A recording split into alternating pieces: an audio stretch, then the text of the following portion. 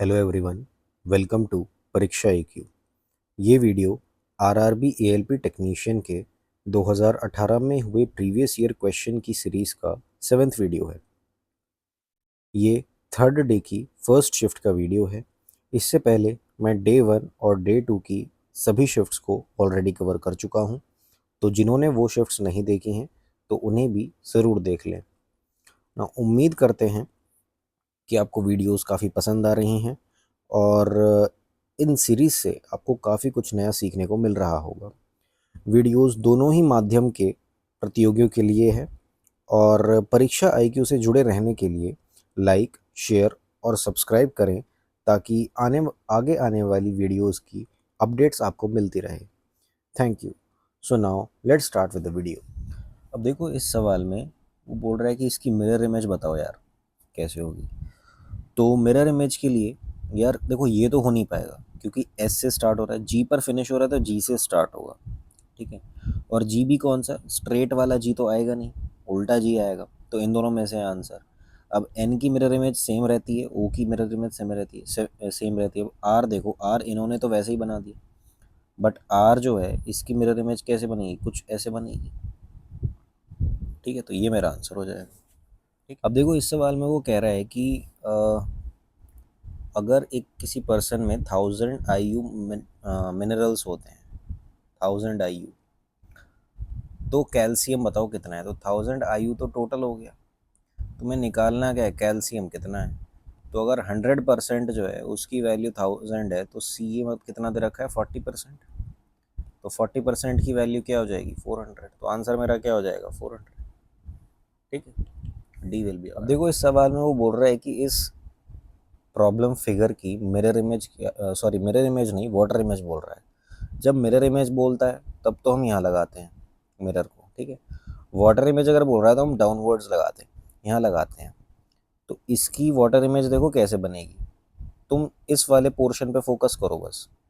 तो इस पोर्शन पे अगर मैं फोकस करूँगा तो यहाँ मुझे ऐसे रिंग्स इसने दिखा रखे हैं। तो मेरे जो आंसर बनेगा, यहाँ मेरा मिरर है, तो जो मेरा आंसर बनेगा उसमें ये इस तरह से होना चाहिए, ठीक है। फेस आमने सामने रहना चाहिए। तो यहाँ पर तो ब्लैक वाला पोर्शन है, ये नहीं हो पाएगा। यहाँ पर ये इधर है, ये नहीं हो पाएगा। यहाँ पर इधर कर दिया, यहाँ यहीं पर इस तरह का रखा है आमने सामने, तो यही होगा। तो आंसर मेरा क्या आ जाएगा, डी। अब देखिए, जैसे ये सवाल है, इसमें बोल रहा है कि दो identical resistors each of 10 ohm are connected in parallel and this combination in turn is connected to a third resistor of 10 ohm. तो पहले इस डायग्राम को ड्रॉ कर लेते हैं कि वो कह क्या रहा है। कि दो तो 10 ओम के जो रेजिस्टर्स हैं उनको पैरेलली कनेक्ट कर दिया है और उनसे फिर एक और 10 ओम का रेजिस्टर जो है वो उनके साथ कनेक्ट कर दिया है। ये पॉइंट ए है, ये पॉइंट बी है। तो सबसे पहले तो आप ये देख लो कि इन दोनों का इक्विवेलेंट क्या होगा, रेजिस्टेंस। और फिर वो जो रेजिस्टेंस होगा, वो जो इक्विवेलेंट रेजिस्टेंस होगा वो इन सीरीज होगा थर्ड रेजिस्टर के, ठीक है। ये जो 10 ओम वाला था, ये वाला जो था, इसके साथ हो जाएगा। तो हमें ये निकालना है इक्विवेलेंट रेजिस्टेंस। तो इक्विवेलेंट रेजिस्टेंस जब पैरेलल में कनेक्ट होते हैं तो फॉर्मूला क्या होता है, 1/r इज इक्वल टू एक 1/10 और दूसरा 1/10। तो 1/r क्या हो जाएगा, 10 + 10 डिवाइड बाई 10 × 10। डायरेक्ट ये फॉर्मूला लगाया करो, ठीक है। तो 1/r क्या हो जाएगा, 20/100 मतलब 1/5। तो r मेरा क्या हो जाएगा, 5 ओम। अब ये वाला 5 ओम जो है, ये 5 ओम जो है ये इसके साथ सीरीज में आ गया 10 वाले के साथ। तो जब भी सीरीज में आता है तो हमारा नेट रेजिस्टेंस क्या आता है कि जब सीरीज में होते हैं तो हम डायरेक्टली ऐड कर देते हैं, मतलब आर को हम 10 ओम के साथ ऐड कर देंगे, मतलब 5 + 10 तो 15 ओम आ जाएगा और ये मेरा आंसर होगा। अब इसमें एक बात आप ध्यान रखना कि जैसे दो रेजिस्टर पैरेलल में हैं तो इक्विवेलेंट रेजिस्टेंस का आप डायरेक्ट फार्मूला लगा लिया करो, R1 × R2 upon R1 + R2। जैसे ये 10-10 वाले पैरेलल में दिए हुए थे तो 10 × 10 अपॉन 10 + 10, ठीक है। तो एकदम डायरेक्ट रिजल्ट निकल कर आएगा। Now whenever two resistances are connected in parallel, जब भी दो रेजिस्टेंस जो होंगे वो पैरेलल में कनेक्ट होंगे तो एक बात ध्यान रखना कि पैरेलल वाले में उनके बीच का जो पोटेंशियल डिफरेंस है वो सेम रहता है और जो करंट है वो डिफरेंट जाता है। आप खुद देखो, अगर आई करंट यहाँ से फ्लो करेगा तो वो I1 और I2 में बट जाएगा, और जब यहाँ पर ये लोग आपस में मिलेंगे तो यहाँ पे फिर आई करंट फ्लो करेगा। तो जब भी जो है पैरेलली कनेक्टेड होंगे रेजिस्टर, जैसे ये दोनों हैं, तो उनमें करंट डिफरेंट फ्लो करता है और पोटेंशियल डिफरेंस सेम होता है। इसके विपरीत अगर सीरीज में कनेक्टेड हैं दो रेजिस्टर्स, तो उनके बीच का करंट क्या होता है, वो सेम रहता है। जो करंट इसमें आई फ्लो करा वही करंट इस वाले रेजिस्टर में भी फ्लो करेगा आई, और उनके बीच का पोटेंशियल डिफरेंस जो होता है वो डिफरेंट होता है। जो V की वैल्यू होती है इसके लिए अलग होगी, इसके लिए अलग होगी। तो प्लीज़ रिमेंबर दिस कॉन्सेप्ट। ठीक है, अब देखिए इस सवाल में वो बोल रहा है कि एक रोम्बस है, ठीक है, उसके एक साइड की लेंथ 13 है और डायगोनल जो है एक 10 है। तो लेंथ ऑफ अदर डायगोनल क्या होगा, तो पहले रोम्बस बना लो, रोम्बस होता कैसा है। ये मैंने रोम्बस बना लिया, ठीक है। वो कह रहा है 13 है, तो रोम्बस की एक प्रॉपर्टी तो ये समझो ये होती है कि सारी साइड्स की लेंथ जो होती हैं बराबर होती हैं, मतलब ये भी 13, ये भी 13, ये भी 13, ये भी 13। अब वो कह रहा है one of the diagonals is 10 centimetre. तो एक रोम्बस की ये प्रॉपर्टी होती है कि जैसे इसके डायगोनल जो होते हैं एक दूसरे को बाइसेक्ट करते हैं इनटू टू इक्वल हाफ्स। मतलब अगर ये एक दूसरा डायगोनल मैं बनाऊं, ठीक है, और ये पूरा 10 है, तो ये वाला कितना होगा, 5 होगा, और ये वाला 5 होगा, ठीक है। और तीसरी प्रॉपर्टी एक ये भी होती है कि डायगोनल्स जो होते हैं एक दूसरे के 90 डिग्री होते हैं, परपेंडिकुलर होते हैं, दे तो diagonals bisect each other at right angles, ठीक है। तो अब इन तीनों प्रॉपर्टी का यूज़ करके हम लोग अनदर डायगोनल की लेंथ फाइंड आउट कर लेंगे। अब ये 13 है, ये 5 है, तो पाइथागोरन ट्रिपलेट बन रहा है कि अगर एक 13 है एक 5 है तो ये क्या हो जाएगा, ये 12 हो जाएगा। तो अगर इतनी लेंथ 12 है, मैंने बताया था कि ये इसको दो इक्वल पार्ट में डिवाइड कर दिया, तो डायगोनल के एक पार्ट की लेंथ अगर 12 है तो दूसरे पार्ट की भी 12 होगी। तो पूरे डायगोनल की लेंथ क्या हो जाएगी, अगर ये ए बी सी डी है तो डायगोनल बी डी कितना हो जाएगा, 24 सेंटीमीटर। तो आंसर क्या आ गया, 24। तो इसमें रोम्बस की तीन प्रॉपर्टीज़ याद रखनी है। रोम्बस की प्रॉपर्टी एक तो ये याद रखनी है कि सभी साइड्स इक्वल रहती हैं, दूसरी प्रॉपर्टी ये याद रखनी है कि डायगोनल्स जो हैं वो बाइसेक्ट करते हैं, और डायगोनल्स बाइसेक्ट जो करते हैं एक दूसरे को, डायगोनल D1 और D2 वो 90 डिग्री पर बाइसेक्ट करते हैं। अब देखो इस क्वेश्चन में बोल रहा है कि विच of the following is a surface phenomena. तो इवेपोरेशन होता है एक सरफेस फिनोमेना।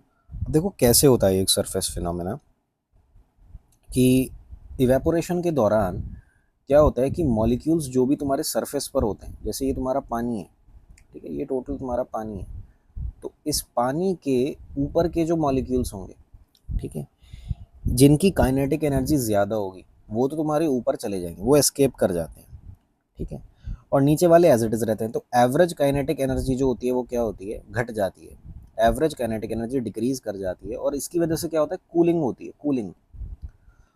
तो कहीं पर ये स्टेटमेंट पढ़ोगे कि इवेपोरेशन कॉजेज कूलिंग, तो ये बात सही है, इवेपोरेशन कॉजेज कूलिंग, और किस वजह से कर रही है, ये एवरेज काइनेटिक एनर्जी जो हो रही है मेरी डिक्रीज हो रही है। अब यही एग्जाम्पल रहता है अर्दन पॉट्स में, घड़ों में। अर्दन पॉट्स के अंदर क्या होता है कि यहाँ पर जो तुम्हारा पानी होता है ये जो है एस्केप कर जाता है, और तुम्हारा एवरेज काइनेटिक एनर्जी जो होती है वो घट जाती है, जिसकी वजह से क्या होती है, कूलिंग होती है पानी की, ठीक है। इसी तरह से स्वेट होता है, हमारी बॉडी में जो स्वेट होता है जब वो इवेपोरेट करता है तभी हमें क्या होती है, कूलिंग फील होती है एकदम से, ठीक है, our body feels a bit cool. Now freezing क्या होता है, फ्रीजिंग, तो फ्रीजिंग वो होता है कि जिसमें लिक्विड जो होता है वो सॉलिड में चेंज हो जाता है, ठीक है, लिक्विड जो हो रहा है वो सॉलिड में चेंज हो रहा है, तो वो फ्रीजिंग हो रहा है एट अ सर्टेन टेम्परेचर। और मेल्टिंग क्या हो रहा है, मेल्टिंग में सॉलिड जो है वो किस में कन्वर्ट हो रहा है, लिक्विड में कन्वर्ट हो रहा है, तो ये भी सरफेस फिनोमेना नहीं है। और बॉइलिंग में क्या हो रहा है, देखो बॉइलिंग में जो है वो लिक्विड जो है वो तुम्हारा गैशियस फॉर्म में कन्वर्ट हो रहा है एट अ सर्टेन टेम्परेचर। तो इवेपोरेशन ऐसा वो है जो कूलिंग कॉज करता है, ठीक है। अब देखिए क्या है कि ग्रीन को जो है अगर ITGGP लिखा जाता है तो पिंक को कैसे लिखा जाता है, तो देखो इसमें H का डिफरेंस है, 1 का गैप है, इसमें भी 1 का गैप है, इसमें भी 1 का गैप है, तो अब एक एक का गैप इसमें लगा लो, RK, है ना, MOPLM, तो ये बैठेगा, तो RKPM हो जाएगा, ये आंसर आ जाएगा, ठीक है। अब देखो इसमें आर्ग्यूमेंट और अजम्पशन का ये है कि आर्ग्यूमेंट में बोल रहा है अलेक्जेंडर द ग्रेट वाज मॉर्टल। मॉर्टल का मतलब होता है कि जिसका नाश नहीं हो सकता, जो नश्वर है, नश्वर था। अब अजम्पशन में क्या कह रहा है कि Alexander the great was human, तो अगर वो ह्यूमन था, ठीक है, तो वो मॉर्टल तो होगा ही होगा, है ना। तो ये अजम्पशन हम कर सकते हैं, ठीक है, ये अज्यूम हम कर सकते हैं। Alexander the great is a Greek, तो Alexander the great is a Greek, तो ग्रीक होना ये हम अज्यूम नहीं कर सकते यार, ग्रीक होने से कोई मॉर्टल होने का कोई लेना देना तो है नहीं, ठीक है। तो सिर्फ ऑप्शन वन जो अजम्पशन वन जो है वो सही है। अब देखो इस सवाल में वो बोल रहा है a ball is dropped from a height of 10 metre, it strikes the ground and rebounds up to a height of 2.5 metre, during the collision the percentage loss in the kinetic energy is. तो यार ये मेरी ball है और ये मैंने drop करी इस हाइट से, किस हाइट से, 10 मीटर से, मेरा ग्राउंड है, इसको स्ट्राइक करेगी और 2.5 मीटर अप जाएगी। नाउ इसमें एक बात समझनी है कि loss, percentage loss in kinetic energy भी वही होगा जो तुम्हारा percentage loss in potential energy होगा due to law of conservation of energy. उसमें ये कहते हैं कि एनर्जी जो है वो एक फॉर्म से दूसरे फॉर्म में कन्वर्ट होती है, ठीक है। तो अब यहाँ पर तुम्हारी पोटेंशियल एनर्जी क्या रही होगी, एम जी एच वन नाम दे दो और यहाँ नाम दे दो एम जी एच टू। तो यहीं से अगर हम ये निकालें कितना घटा, तो यहाँ पर पहले आ जाएगी 10 एम जी, क्योंकि हाइट मेरी 10 है, और यहाँ पर क्या आ जाएगी, अब देखो यहाँ पर ये ग्रेविटी जो है, क्योंकि तुम बॉल को ड्रॉप कर रहे हो, तो तुम्हारा एक्सेलरेशन ड्यू टू ग्रेविटी जो है वो पॉजिटिव होगा, तो ये पॉजिटिव में होगा, ठीक है। तो ये तुम इसे 100 एम कह सकते हो, जी को 10 ले लो तो 100 एम आ गया, ठीक है। लेकिन यहाँ पर जब तुम्हारा ये बॉल ऊपर जा रहा है तो तुम्हारी एक्सेलरेशन ड्यू टू ग्रेविटी क्या होगी, निगेटिव होगी। तो इसके लिए तुम्हारा क्या होगा, 2.5 इंटू -10 इंटू जी, मतलब माइनस का 25 जी, ठीक है, माइनस का 25 जी, सॉरी माइनस का 25 एम, माइनस का 25 एम हो जाएगा। तो 100 एम से तुम 25 एम पर, -25 एम पर चले गए हो, तो इसका मतलब क्या हो गया, तुम्हारा 75% लॉस हो गया, लॉस हो गया। तो ये आ गया 75%, ओके। तो प्लीज़ रिमेंबर ये साइन हमने क्यों चेंज करा, एक्सेलरेशन ड्यू टू ग्रेविटी जो होगा वो नीचे की तरफ हमने पॉजिटिव लिया है, तो अब ये बॉल ऊपर जा रही है, तो यहाँ पर जी की वैल्यू क्या हो जाएगी, माइनस आ जाएगी, ठीक है। अब देखो इस सवाल को देखते हैं कि pipe A can empty a fill tank in 28 घंटे while B can fill the same tank when empty in 35 घंटे। अगर ऑल्टरनेटली पाइप ए और बी को टर्न ऑन करा एक एक घंटे के लिए, when the tank is full, how long will it take to empty the tank. देखो इस सवाल में पहले मैं ये भी बताऊंगा कि हम लोग गलती कहाँ करते हैं। जैसे उसने दो पाइप्स दिए हैं, पाइप ए और बी, ए को वो कह रहा है कि ये एम्प्टी कर रहा है 28 घंटे में, बी जो है वो तुम्हारा फिल कर रहा है 35 घंटे में। इसका एलसीएम कितना हो जाएगा, 7 इंटू 20 140, 140। तो इसकी एफिशिएंसी क्या हो जाएगी, देखो इसकी एफिशिएंसी माइनस में आएगी क्योंकि ये एम्प्टी कर रहा है, राइट। तो ये आ जाएगी -5, और इसकी एफिशिएंसी क्या हो जाएगी, ये फिल कर रहा है, तो ये +4 हो जाएगी, ठीक है। अब तुम्हें देखो ऑल्टरनेटली इनको खोला जा रहा है एक एक घंटे के लिए, तो मैं इन दोनों के खोलने को, मतलब मैं 2 घंटे को 1 यूनिट मान रहा हूँ, ठीक है। तो मैं ये कह रहा हूँ कि 1 यूनिट में ये लोग क्या कर रहे हैं, एक खाली कर रहे हैं, -1 आएगा क्योंकि मैं इन दोनों को जोड़ूंगा, या उसको तुम 2 घंटे कह लो। तो बच्चे क्या करेंगे कि मान लो 140 जो है भरा हुआ, और मुझे भाई वो 1 यूनिट में जो है, मतलब 2 दिन में, या इसे कह लो 2 दिन में, या इसे कह लो तुम 2 दिन में, 2 दिन में वो एक खाली कर रहा है। तो अब तुम सोचोगे कि 140 जो है वो कितने दिन में खाली करेगा, तो बच्चे बोल देते कि भाई 280 दिन में करेगा, भाई 14 2 28, 280 सॉरी 280 घंटे में करेगा, ये घंटे हैं, दिन नहीं है। तो 280 पे टिक मार के आ जाएंगे, बट ऐसे नहीं होता है, ये गलत तरीका है। तुम्हें इससे कुछ टर्म पहले जाना पड़ेगा, ठीक है। कैसे करेंगे अब इसको, देखो ये गलत तरीका है, आंसर 280 नहीं आएगा। जब आप यहाँ पर आए हो कि 1 यूनिट में वो एक खाली कर रहा है, मतलब 2 दिन में अगर वो एक खाली कर रहा है, तो आप थोड़ा कुछ टाइम पहले चले जाओ, ठीक है, क्योंकि जब वो आप उससे एक दिन पहले ही, 1 घंटे पहले ही वो 5 खाली कर चुका होगा, तो हो सकता है वो 140 पर पहले ही पहुंच जाए। तो मतलब हम इसको अब देखेंगे कि आप 135 तक देखो कि वो 135 तक जो है वो कब खाली करेगा, ठीक है। इसे घंटे लो, 2 घंटे, तो 235 135 तक खाली करने में वो कितना समय लेगा, 270 घंटे, ठीक है। उसके बाद मैंने ये ए वाला पाइप खोला, तो अब ए वाला पाइप जो है 270 में उसने 135 खाली कर दिया, अब ए जैसी खोलूंगा वो 5 और खाली करेगा, तो मतलब वो 140 टोटल खाली कर देगा। मतलब मैंने इसमें 1 घंटा और जोड़ा, 271 घंटे में उसने 140 खाली कर दिए, तो 271 घंटे जो है वो मेरा आंसर आएगा, 280 नहीं आएगा, ये गलत हो जाएगा अगर ये करोगे तो, ठीक है। तो तुम्हें उससे कुछ टाइम पहले का लेकर चलना है, ये नहीं कि उसने 140 बोला तो तुम 140 काउंट करोगे, नहीं, आप 130 135 इस तरह से लेकर चला करो, ठीक है। अब देखो इस सवाल में बोल रहा है कि by what number should 10 2/3 be divided to obtain 20।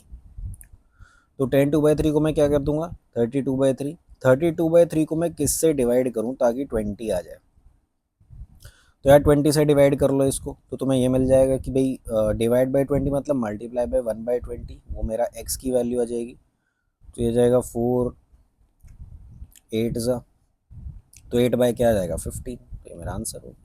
देखो वो बोल रहे हैं कि Rathin is now 16 years old while his cousin is 7 years old, after how many years will Rathin age be 1.5 times that of his cousin. तो अब अगर वो राथिन जो है वो 16 ईयर्स ओल्ड है, अब मान लो n ईयर्स बाद जो होगी, ठीक है, after how many years Rathin age will be 1.5 time, मतलब 3/2 टाइम्स ऑफ हिज कज़न। अब कज़न कितना है 7 साल का, तो n ईयर्स बाद होगी, प्लस n कर दिया, तो इसका ट्वाइस हो जाएगा, 16 2 32 plus 2n is equal to 21 plus 3n, तो n की वैल्यू क्या हो जाएगी 11, है ना, मतलब 11 साल बाद जो है वो ऐसा हो जाएगा। अब देखो इसमें वो आर्ग्यूमेंट और अजम्पशन का क्वेश्चन है, वो बोल रहा है कि due to IT recession many software engineers lost their job, ठीक है। तो इससे आप क्या अज्यूम करते हैं कि क्या आईटी सेक्टर जॉब्स सिक्योर नहीं है, तो यार इससे हम ये अज्यूम नहीं कर सकते कि आईटी सेक्टर जॉब्स जो हैं वो सिक्योर नहीं है, ठीक है, क्योंकि इसमें ड्यू टू रिसेशन लिखा हुआ है ना, ठीक है, रिसेशन में तो जॉब्स जाएंगी ही जाएंगी, तो अगर वैसा कोई वो नहीं होता रीज़न, ऐसी ही जॉब चली जाती तो हम मान भी लेते, लेकिन ड्यू टू आईटी रिसेशन है, ठीक है, तो IT sector jobs not secure, ये बात गलत होगी कहीं। अब अगर IT sector companies lay off software engineers quite often, तो यार क्वाइट ऑफन की बात कहाँ से आ गई, ये तो ये बोल रहा है कि सिर्फ अभी के लिए तो करा है रिसेशन के टाइम पर, क्वाइट ऑफन मतलब हमेशा थोड़ी होता रहता है, तो ये बात भी सही नहीं है, तो दोनों आर्ग्यूमेंट जो हैं वो सही नहीं है, अजम्पशन सॉरी, दोनों अजम्पशन सही नहीं है, तो ये आंसर आ जाए। देखो इस सवाल में बोल रहा है mean score in a test of 10 boys in a class was 15 while the overall mean of 25 students was 16.2, तो मीन स्कोर गर्ल्स का कितना है, तो जैसे ओवरऑल मीन ऑफ 25 स्टूडेंट्स जो हम मानेंगे उसको हम मिडल में लिख देंगे, ठीक है। उसके बाद वो बोल रहा है कि mean score in a test of 10 boys in a class was 15, तो मीन स्कोर हम यहाँ लिखेंगे, गर्ल्स का हमको मालूम नहीं है, नंबर ऑफ बॉयज़ मुझे पता है कि अगर स्कोर 15 है तो मेरा स्कोर क्या है, मतलब नंबर ऑफ बॉयज़ कितने हैं, 10 बॉयज़ हैं, अब टोटल 25 स्टूडेंट्स हैं, 10 बॉयज़ हैं, तो 15 मेरे पास क्या होंगी, गर्ल्स होंगी, ठीक है। तो तुम्हें मीन स्कोर ऑफ गर्ल्स निकालना है, तो 16, तो पहले ये देख लो 16.2 में से 15 के कितना 1.2, तो ये 1.2 किसको कोरस्पॉन्ड कर रहा है तुम्हारा 15 को, है ना। तो अब अगर तुम ये निकाल लो कि यहाँ पर ये कितना आएगा, जिस तरह से यहाँ 1.2 है, यहाँ कितना आएगा, तो हम उसमें ऐड करके यहाँ निकाल लेंगे, वो मीन स्कोर ऑफ गर्ल्स हो जाएगा, ठीक है। ये बॉयज़ का है, ये गर्ल्स का है, तो अब देखो इसको हम 1.2 15 को कोरस्पॉन्ड करा, तो 10 कितनों किसको कोरस्पॉन्ड करेगा, 0.8 0.8 को, तो यहाँ 0.8 लिख दिया। अब यहाँ पर जो है क्या आया था 16.2 में से माइनस करने पर ये आया था, तो एक जगह आप माइनस करते हो तो एक जगह आप यहाँ पर प्लस करोगे, तो 16.2 को प्लस करोगे 0.8 से, तो ये तुम्हारा 17 आ जाएगा, ठीक है। ये माइनस नहीं करना है, ये प्लस करना है, तो 17 आ जाएगा, तो 17 ही तुम्हारा क्या आ जाएगा आंसर आ जाएगा। ठीक है, अब देखिए बोल रहा है कि Vishnu spends 5,000 in buying 12 table and some chair, the cost of one table is 50 रुपये और वन चेयर की 40 रुपये, what is the ratio of number of chair to the number of tables purchase. तो देखो अगर एक टेबल जो है वो 50 रुपये की है तो 12 टेबल कितने की हो जाएंगी, 600 रुपये की। तो अगर 12 टेबल 600 रुपये की हैं तो 5,000 तुम टोटल स्पेंड कर रहे हो, इसका मतलब 4400 रुपये किसके लिए स्पेंड कर रहे हो आप, चेयर्स के लिए कर रहे हो। ठीक है, अब एक चेयर जो है वो है 40 रुपये की, तो 4400 रुपये की मेरी कितनी चेयर आ जाएंगी, तो 4400 रुपये की कितनी आ जाएंगी, कितने से मल्टीप्लाई करूँ मैं यहाँ, 110 से, तो 110 मेरी आ जाएंगी, है ना, 110 आ जाएंगी। तो अब नंबर ऑफ चेयर कितनी हो गई, 110, to the number of table मुझे बताया था 12, इसको रैशनलाइज कर लो, कितना आ गया 55/6, ये आंसर हो गया। ठीक, अब देखो इसमें बोल रहा है कि who is the first female pilot to be inducted into the Indian Navy in 2017। तो अगर इसमें तुम्हें ये पता हो ना कि ये तीनों कौन है तो तुम इन तीनों को अपने आप ही रिजेक्ट कर दोगे और आंसर शुभांगी स्वरूप मार दोगे।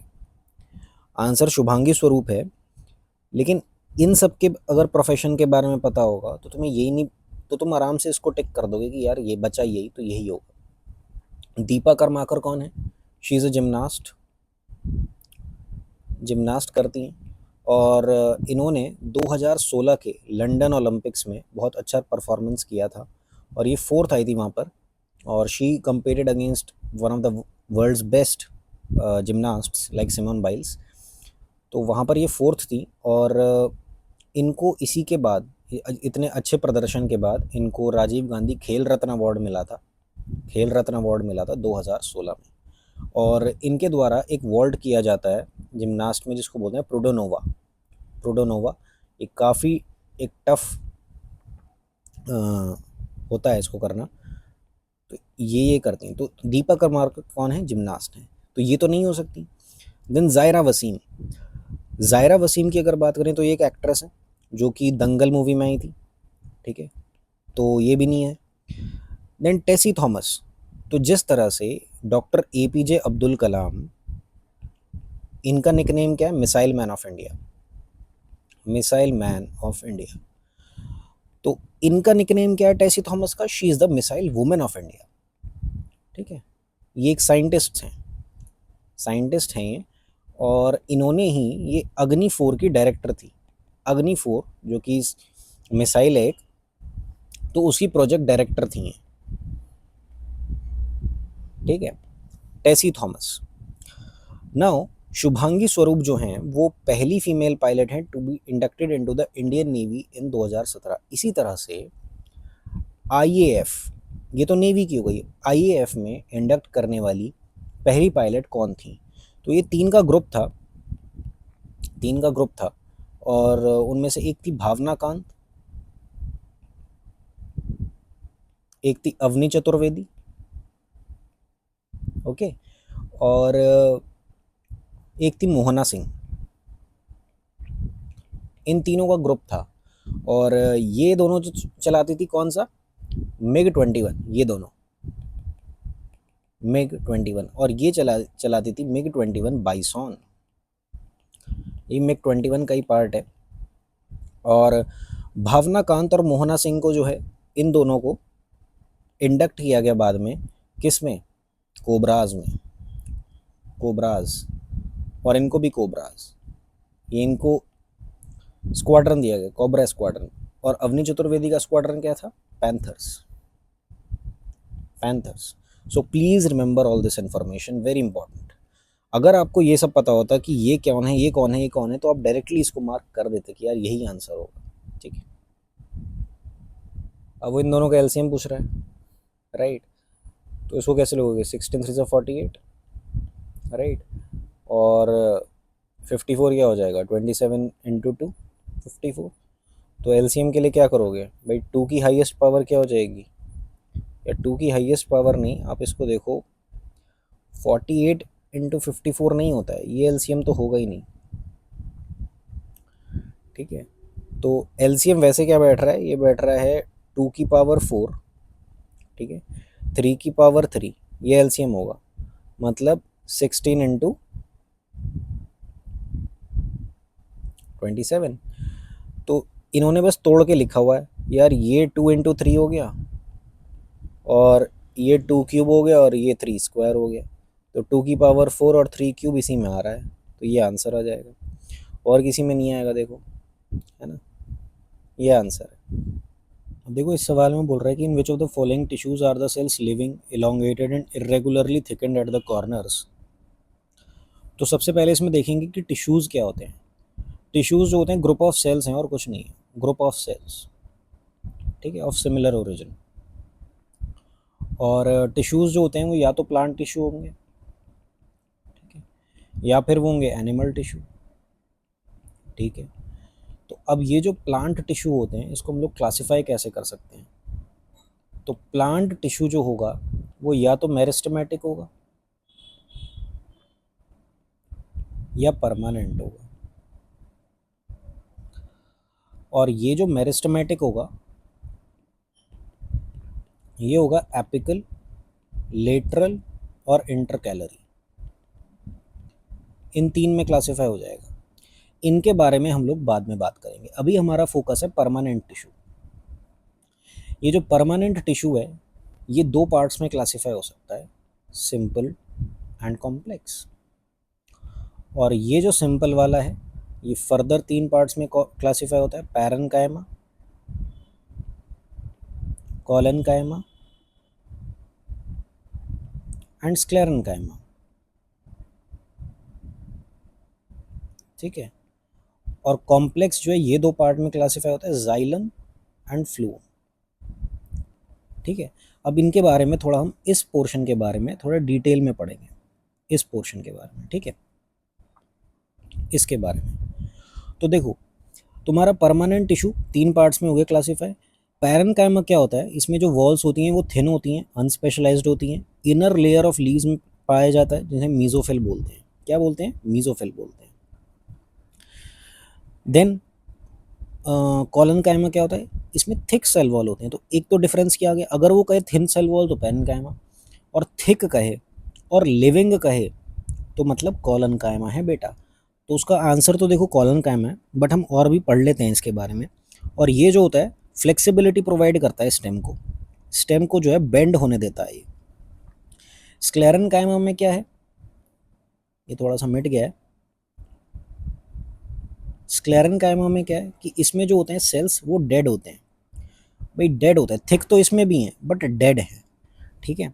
और ये जो होता है ये इनफ्लेक्सिबल होता है, ये तो फ्लेक्सिबिलिटी प्रोवाइड करता है, ये इनफ्लेक्सिबल होता है, ठीक है। और ये मैकेनिकल स्ट्रेंथ प्रोवाइड करता है। तो ये हो गया इन दोनों में डिफरेंस। और ये तो बिल्कुल ये अलग हो गया, ये तो थिन सेल वॉल्ड होता है। और अगर थिक में भी वो कहे तो थिक में लिविंग है या डेड है, तो उस हिसाब से हम लोग क्लासीफाई कर देंगे। नाउ जो नेक्स्ट पार्ट आ गया वो आ गया कॉम्प्लेक्स। तो कॉम्प्लेक्स में एक आ गया तुम्हारा जाइलम और एक आ गया तुम्हारा फ्लोएम।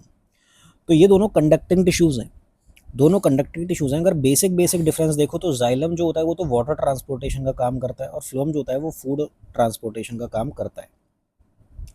जाइलम में जो है वो जो है ये स्टेम्स या रूट से लीव्स तक जो है पानी पहुंचाने का काम करता है। और जाइलम की हेल्प से ही जो है किसी भी प्लांट की जो है ट्री की जो है एज डिटरमाइन की जाती है। Where as in case of phloem translocation होता है। ट्रांसलोकेशन मतलब सॉल्युबल ऑर्गेनिक कंपाउंड्स जो होते हैं वो लीव्स से अलग अलग पार्ट्स जो होते हैं प्लांट्स के वहाँ तक पहुँचाए जाते हैं, ठीक है। तो अब ये सब देखते हुए इस सवाल का जो उत्तर हो गया वो क्या हो गया कि सेल्स लिविंग भी हैं और थिकन्ड भी हैं, ठीक है। तो जब लिविंग हो गए और थिकन्ड हो गए, ठीक है, एट द कॉर्नर्स, तो कौन सा हो गया वो, कॉलनकाइमा हो गया। अब देखो ना यहाँ, जब थिक थिक हो गए और लिविंग हो गए तो कॉलनकाइमा है, ठीक है। और अगर थिन होता तो पैरेन्काइमा होता, ओके। अब देखो इस सवाल में बोल रहा है कि what are the products formed during photosynthesis. Now हमको सबको पता है फोटोसिंथेसिस क्या है। फोटोसिंथेसिस प्रोसेस है जिससे ग्रीन प्लांट्स जो है अपना फूड सिंथेसाइज करते हैं, दे सिंथेसाइज देयर फूड, ओके। तो इसकी इक्वेशन होती है एक, ठीक है, और इसमें जो लाइट एनर्जी होती है, जो तुम्हारी सनलाइट होती है, वो इसमें कन्वर्ट होती है केमिकल एनर्जी में, ये ध्यान रखना, केमिकल एनर्जी में कन्वर्ट होती है। ये क्वेश्चन भी आ सकता है। इसकी इक्वेशन ये है कि 6 कार्बन डाइऑक्साइड प्लस 12 पानी in the presence of sunlight and chlorophyll will give me glucose C6H12O6। ये ग्लूकोज देगा और 6 मॉलिक्यूल्स पानी के देगा और 6 मॉलिक्यूल्स ऑक्सीजन के देगा। तो इसमें जो कार्बन डाइऑक्साइड होती है ये तो एटमॉस्फेयर से ले लेता है, जो प्लांट्स होता है एटमॉस्फेयर से ले लेते हैं। पानी जो है वो रूट से ले लेते हैं, एब्जॉर्ब कर लेते हैं रूट से, ठीक है। तो ये जो होता है ये यहाँ से इनपुट ले लेते हैं और फिर जनरेट करते हैं ग्लूकोज, ठीक है। तो अब लीव्स में जो होते हैं प्लांट्स के, वो क्या प्रेजेंट होते हैं? क्लोरोप्लास्ट्स। लीव्स के अंदर क्लोरोप्लास्ट्स होते हैं, ठीक है। अब क्लोरोप्लास्ट्स क्या होते हैं? एक तरह के प्लास्टिड्स होते हैं, ग्रीन कलर के प्लास्टिड्स होते हैं। तो इनके अंदर एक पिगमेंट होता है जिसको क्लोरोफिल बोलते हैं। देयर इज अ पिगमेंट, और वो पिगमेंट क्या होता है? क्लोरोफिल। ये जो हमने यहाँ पर in the presence of chlorophyll बोला है, ये पिगमेंट होता है। और इसके अंदर एक मॉलिक्यूल होता है मैग्नीशियम का, ठीक है। ये सब बहुत इंपॉर्टेंट है, कोई भी इस पॉइंट पर, किसी भी पॉइंट पर सवाल पूछा जा सकता है। तो क्लोरोफिल अब क्या करता है? क्लोरोफिल, ये जो क्लोरोफिल है ये एब्जॉर्ब करता है, ये एब्जॉर्ब करता है सबसे ज़्यादा किसको? वॉयलेट और रेड लाइट को, ठीक है। इसीलिए रेट ऑफ फोटोसिंथेसिस, मतलब सबसे ज़्यादा इनको एब्जॉर्ब करता है। तो रेट ऑफ फोटोसिंथेसिस वॉयलेट और रेड लाइट में क्या होता है? सबसे ज़्यादा होता है, मैक्सिमम होता है, ठीक है। Where as it is minimum in green light. Green light में क्या होता है? रेट ऑफ फोटोसिंथेसिस मिनिमम होता है, ठीक है। तो ये बात तो आपको ध्यान रखनी है। अब देखो फोटोसिंथेसिस के प्रोसेस में दो चीज़ें और हो रही हैं। अब देखो हमें आउटपुट तो पता चल गया, आंसर तो हमारा आ गया कि ग्लूकोज वाटर ऑक्सीजन है, ठीक है। लेकिन इसमें जो होता है दो प्रोसेस होते हैं, एक होता है ऑक्सीडेशन का, ठीक है, और एक होता है रिडक्शन का। तो ऑक्सीडेशन किसका हो रहा है? पानी का हो रहा है। ऑक्सीडेशन किसका हो रहा है? पानी का हो रहा है। और पानी के ऑक्सीडेशन से क्या जनरेट हो रहा है? ऑक्सीजन जनरेट हो रही है, O2। और रिडक्शन किसका हो रहा है? कार्बन डाइऑक्साइड का रिडक्शन हो रहा है, और उससे क्या बन रहा है? ग्लूकोज, ठीक है। तो please remember all these points, ठीक है। जो हमारा इनपुट है वो क्या है? कार्बन डाइऑक्साइड और पानी, और आउटपुट क्या है? ग्लूकोज, पानी और ऑक्सीजन। दोनों तरफ पानी आ रहा है, दोनों तरफ पानी आ रहा है, ठीक है। और ऑक्सीडेशन किसका हो रहा है वो ध्यान रखना है, ठीक है। ऑक्सीडेशन किसका हो रहा है? पानी का हो रहा है, H2O, पानी का ऑक्सीडेशन हो रहा है और ऑक्सीजन बना रहा है। और रिडक्शन किसका हो रहा है? कार्बन डाइऑक्साइड का ग्लूकोज बना रहा है। Very important. नाउ इस क्वेश्चन में देखो वो क्या बोल रहा है कि विच फेमस क्रिकेटर को owns the pro kabaddi team from Tamil Nadu named Tamil Thalaivas. Now Tamil Thalaivas जो है वो टीम है सचिन तेंदुलकर की, सचिन तेंदुलकर की। नाउ इसकी जो पेरेंट कंपनी है उसका नाम क्या है? उसका नाम है मैग्नम स्पोर्ट्स प्राइवेट लिमिटेड, ठीक है। ये पेरेंट कंपनी है, और यही कंपनी जो है ये उसको केरला ब्लास्टर्स को जो है ओन करती है, फुटबॉल टीम की, ISL में, ठीक है। Now talking about pro kabaddi league, ये जो प्रो कबड्डी लीग है इसकी ऑर्गेनाइजिंग कंपनी कौन सी है? ऑर्गेनाइजिंग कंपनी का नाम क्या है? तो उसका नाम है मशाल स्पोर्ट्स, मशाल स्पोर्ट्स, ठीक है। ये ऑर्गेनाइजिंग कंपनी है प्रो कबड्डी लीग की। और ये कौन ओन करता है? एक तो हो गए आनंद महिंद्रा, आनंद महिंद्रा, और एक हो गए Charu Sharma, the famous commentator, ठीक है। अब प्रो कबड्डी लीग के बारे में अगर हम और देखें तो ये शुरू कब हुई थी? 2014 में ये शुरू हुई थी। 12 टीम्स इसमें हैं, ठीक है, और 10 सीज़न इसके हो चुके हैं, ठीक है। पहला सीज़न किसने जीता था? Who won the first season?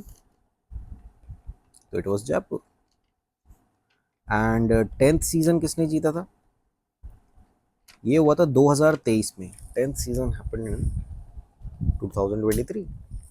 तो ये जीता पुनेरी पल्टन ने, Puneri Paltan, now who is the most successful raider till now, अभी तक सबसे ज्यादा पॉइंट्स किन के हैं, तो ये है Pradeep Narwal, Pradeep Narwal. And about the defender, who is the most successful defender, it's Fazel Atrachali, Fazel Atrachali, he is a defender from Iran. Now ये सब तो हमने देख लिया, लेकिन अब इसी तरीके से वे और भी ओनर्स के नाम पूछ सकता है, तो let us have a look. देखो, यू मुंबा के जो ओनर हैं, जो कंपनी है जो यू मुंबा को ओन करती है, that is Unilazer Ventures. ठीक है, किसकी है ये company, Ronnie Screwvala, the Bollywood director. Chennai का हमने देख लिया, मैग्नम स्पोर्ट्स ओन करता है। कोलकाता का Future Group by Kishore Biyani, ये ओन करते हैं। जयपुर की Abhishek Bachchan, we have seen him many times. Gujarat को Adani Wilmar. Puneri Paltan Insurekot sports LLC. Haryana Steelers को जेएसडब्ल्यू ग्रुप, और पटना पायरेट्स को राजेश विशा। So please remember all this, very very important. Okay, अब देखो इस सवाल में पूछ रहा है कि how many triangles are present in the below figure. तो इसमें अगर तुम्हें ट्राइंगल्स बताने हैं तो स्टार शेप्ड है ये, और स्टार शेप में कितने ट्राइंगल्स होते हैं, 10 ट्राइंगल्स होते हैं। ठीक है, अब कौन कौन से वो ट्राइंगल है तो नंबरिंग करके पता कर लेते हैं। ABCDEFG HIJ, ये मैंने नंबरिंग कर ली। 5 तो छोटे ट्राइंगल हो जाएंगे, ठीक है, ABJ, BDC, और DFE, और HFG, और HIJ। ठीक है, अब बाकी बड़े वाले ट्राइंगल्स को ले लेते हैं। तो बड़े वाले ट्राइंगल्स कौन कौन से हैं, AHE, ठीक है, IFC, और GJC, और IBE, एंड AGD। तो 5 ये छोटे हो गए, 5 बड़े हो गए, तो टोटल कितने ट्राइंगल हो गए, 10 ट्राइंगल। अब देखो इस क्वेश्चन में पूछ रहा है कि if power of a corrective lens is 2D, now what is this D? D is unit of power, इसको क्या बोलते हैं, डायोप्टर। ठीक है, तो अगर पावर जो है वो +2 डायोप्टर है, तो वो क्या है। देखो यार, क्या लेंस की बात हो रही है, तो वो मिरर तो हो नहीं सकता, तो मिरर वाले दोनों ऑप्शन तुम काट दो, या तो कॉन्वेक्स है या कॉनकेव है। अब ये मैं कैसे पता लगाऊं, तो ध्यान रखना, कभी भी अगर पावर प्लस में है, पॉजिटिव है, ठीक है, पावर कभी भी पॉजिटिव में है तो वो कॉन्वेक्स लेंस होगा। और अगर यही होता कि -2 होता या माइनस कुछ और होता, तो वो कॉनकेव लेंस होता। ठीक है, कॉन्वेक्स लेंस जो कि इस तरह का होता है, ठीक है, इसको हम लोग कन्वर्जिंग लेंस भी बोलते हैं, कन्वर्जिंग लेंस, क्योंकि रेज जो होती हैं इससे टकराने के बाद कन्वर्ज होती हैं, रेज ऐसे जा रही हैं तो फिर वो ऐसे हो जाती है, ठीक है, they converge. On the other hand concave lens जो होता है वो इस तरीके का होता है, ठीक है, इसको हम लोग डाइवर्जिंग लेंस बोलते हैं, ठीक है, क्योंकि रेज से टकराने के बाद डाइवर्ज होती हैं। ठीक है, तो पावर ऑफ लेंस की अगर मैं बात करूं, पावर जो होती है लेंस की, वो डायप्टर में मेजर करी जाती है। ठीक है, डायप्टर। और ये पावर का फॉर्मूला क्या होता है, ये फोकल लेंथ का रेसिप्रोकल होता है, 1/f होता है। ठीक है, जहां पर जो मेरी फोकल लेंथ होती है, ये बात ध्यान रखना, focal length, F is the focal length is in metre, ये हमेशा मीटर में होती है। ठीक है, अब इसके भी जो है 3 केस बनते हैं, कि मतलब अगर मेरी पावर में क्या प्रभाव पड़ता है, कि अगर मैं उसको रिफ्रैक्टिव इंडेक्स जो है चेंज करूं, मतलब किसका, मीडियम का। मान लो मेरे पास कोई लेंस है, ठीक है, मान लो मेरे पास कोई लेंस है और मैंने उसे डिप करा लिक्विड में। ठीक है, मान लो मेरे पास ये लेंस था और मैंने इसे लिक्विड में डिप कर दिया। ठीक है, तो इस लिक्विड के का रिफ्रैक्टिव इंडेक्स जो है, ठीक है, इसको मैं म्यू डैश कह रहा हूँ, और इसके रिफ्रैक्टिव इंडेक्स को मैं म्यू कह रहा हूँ। तो अगर मेरा लेंस का रिफ्रैक्टिव इंडेक्स जो है वो ज़्यादा है लिक्विड के रिफ्रैक्टिव इंडेक्स से, ध्यान से सुनना, अगर ऐसा है तो फोकल लेंथ पर क्या प्रभाव पड़ता है, लेंस की फोकल लेंथ ऑफ लेंस, उस पर क्या प्रभाव पड़ता है, वो घट जाती है, वो डिक्रीज कर जाती है, सॉरी इंक्रीज कर जाती है। ठीक है, फोकल लेंथ इंक्रीज कर जाती है, तो अगर फोकल लेंथ मेरी इंक्रीज करेगी तो पावर पर क्या प्रभाव पड़ता है, क्योंकि पावर 1/f है, इन्वर्सली प्रोपोर्शनल है, तो पावर क्या हो जाएगी, डिक्रीज हो जाएगी, डिक्रीज हो जाएगी। ठीक है, तो पहली कंडीशन ये बनती है। दूसरी कंडीशन क्या बनती है कि अगर मेरा रिफ्रैक्टिव इंडेक्स लिक्विड का और लेंस का बराबर हो जाए, अगर ये दोनों बराबर हो जाएं तो फोकल लेंथ जो है वो कहाँ पहुंच जाती है, इनफाइनाइट। और अगर फोकल लेंथ इनफाइनाइट हो जाती है तो पावर कहाँ पहुंच जाती है, जीरो, जीरो पावर का हो जाता है। ठीक है, तो ऐसे केस में लेंस और लिक्विड दोनों जो है एज सिंगल मीडियम बिहेव करते हैं। कौन सा लेंस है कौन सा लिक्विड है आप डिफ्रेंशिएट नहीं कर सकते, दोनों एक सिंगल मीडियम की तरह बिहेव करते हैं। ठीक है, तीसरी कंडीशन, तीसरी कंडीशन ये है कि रिफ्रैक्टिव इंडेक्स ऑफ लिक्विड, ठीक है, मतलब लिक्विड का अगर रिफ्रैक्टिव इंडेक्स जो है वो ज़्यादा हो जाए लेंस के रिफ्रैक्टिव इंडेक्स से, या यूँ कह लो लेंस का रिफ्रैक्टिव इंडेक्स जो है वो कम हो जाए रिफ्रैक्टिव इंडेक्स ऑफ लिक्विड से, तो फोकल लेंथ क्या हो जाती है, घट जाती है, फोकल लेंथ डिक्रीजेस, और पावर क्या हो जाएगी, इंक्रीज हो जाएगी। और ऐसे केस में जो तुम्हारा लेंस का नेचर होता है, नेचर ऑफ लेंस, वो चेंज हो जाता है। मतलब जो तुम्हारा कॉनकेव लेंस होगा वो तुम्हारा कॉन्वेक्स लेंस बन जाता है, और जो तुम्हारा कॉन्वेक्स लेंस होगा वो तुम्हारा कॉनकेव लेंस बन जाता है। तो ये तीनों कंडीशंस बहुत इंपॉर्टेंट है, इनको याद रखना। और एक बात सुन लो, अगर दो लेंस को मान लो मैंने कॉन्टैक्ट में रख दिया, मान लो एक ये लेंस हो गया एक ये लेंस हो गया, उन्हें मैंने कॉन्टैक्ट में रख लिया कि इसकी पावर 2 है और इसकी पावर 5 है, तो जो नेट पावर होती है, नेट पावर वो इन दोनों का सम होती है, सिंपली 2 + 5 7। ठीक है, तो इंडिविजुअल इनकी पावर का सम ही जो है वो नेट पावर निकल के आती है, तो ये भी बात ध्यान रखना। अब देखो इस सवाल में बोल रहा है कि विच of the following is the third member of the डॉबर्नियर triad that also features lithium and sodium. तो डॉबर्नियर ट्रायड मैंने बताया था कि डॉबर्नियर ने इस तरह के ट्रायड्स बनाए थे कि जो मिडिल एलिमेंट था वो जो उसका जो एटॉमिक मास था वो फर्स्ट एलिमेंट और थर्ड एलिमेंट का क्या था, एवरेज था, और उनकी केमिकल प्रॉपर्टीज आपस में क्या कर रही थी, मैच कर रही थी। तो इसी तरह से जैसे एक ट्रायड ये था लिथियम सोडियम पोटेशियम, तो आंसर पोटेशियम है कि अगर लिथियम सोडियम अगर तीसरा पोटेशियम है। एक और ट्रायड सुन लो, एक और ट्रायड था कैल्शियम स्ट्रॉन्शियम बेरियम, तो ये भी पूछ सकता है आगे वो। और तीसरा एक ट्रायड और सुन लो, क्लोरीन ब्रोमीन आयोडीन, तो ये तीन ट्रायड्स थे। ठीक है, तो आंसर हो गया पोटेशियम। अभी एक नंबर सीरीज है, तो इसमें कौन सा नंबर जो है उसको कंप्लीट करेगा, तो इसमें कुछ नहीं करेगा, क्यूब दे रखा है, 0 cube cube 1 cube cube 1, 2 cube 8, 3 cube 4 cube क्या हो जाएगा, 64, 64। अब देखो बोल रहे हैं X walks 3 kilometre towards the west, ठीक है, और उसके बाद and then turns and 4 kilometre north, sorry north travel करा, तो 4 किलोमीटर नॉर्थ यहाँ हो गया। The shortest distance between X, तो इन दोनों के बीच शॉर्टेस्ट डिस्टेंस करना है तो वो 5 होगा, राइट, 5 किलोमीटर, सिंपल क्वेश्चन। ठीक है, अब देखो इस सवाल में बोल रहा है कि a curved mirror where the reflecting surface is curved inwards, reflecting surface inwards है, तो मतलब वो किस तरीके का मिरर है, यहाँ पर ये आपका रिफ्लेक्टिंग सरफेस है और ये आपका हार्ड सरफेस है, ये हार्ड सरफेस है और ये रिफ्लेक्टिंग सरफेस है, ये वाला। ठीक है, तो कोई भी रे अगर इस तरह से आती है, ये पैरेलल रेज हैं, तो वो इस तरह से रिफ्लेक्ट हो रही है। ठीक है, तो ये किस तरह क्या मिरर होता है, ये कॉनकेव मिरर होता है, एक केव बन रही है एक तरह से, ये केव बन रही है। ठीक है, तो ये कॉनकेव मिरर होता है। और इसके अपोजिट दूसरा मिरर जो होता है वो क्या होता है, उसमें क्या चलता है, तो वो मान लो इस तरह का मिरर हो गया, और उसका रिफ्लेक्टिंग सरफेस कहाँ पर हो गया, यहाँ पर हो गया। ठीक है, रिफ्लेक्टिंग सरफेस ये हो गया और ये हो गया हार्ड पार्ट, तो उससे जब भी रेस ऐसे टकराएगी, ठीक है, तो वो वापस इस तरह जाती है। ठीक है, वापस इस तरह जाती है और उसको हमको ट्रेस बैक करके यहाँ पर पॉइंट, यहाँ पर मीट करती है, इस तरह से इमेज बनती है। तो इसमें क्या हो रहा है कि रेज जब आ रही हैं तो वो डाइवर्ज कर रही हैं। ठीक है, तो इसको हम लोग डाइवर्जिंग मिरर बोलते हैं, डाइवर्जिंग मिरर, और you can say the convex mirror, convex mirror.